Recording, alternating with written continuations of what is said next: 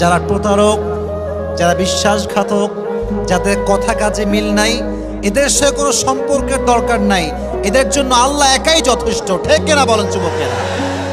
আমরা তো বড় মনের মানুষ, আমরা তো ব্রড মাইন্ডেড পার্সোনালিটি বিলং করি।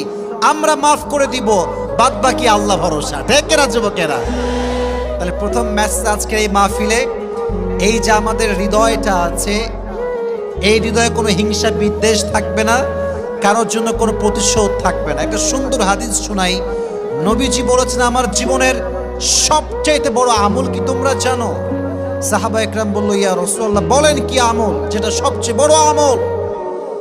নবীজি বলেন, এটা কোনো তাহাজ্জুদ নয়, এটা কোনো দান নয়। ইন ইসতাতা'তা আন তুসবিহা ওয়া তুমসিয়া ওয়া লাইসা ফি কলবিকা গশশুন লিআহাদিন ফাফআল যালিক ওয়া যালিকা মিন সুন্নতি ওয়া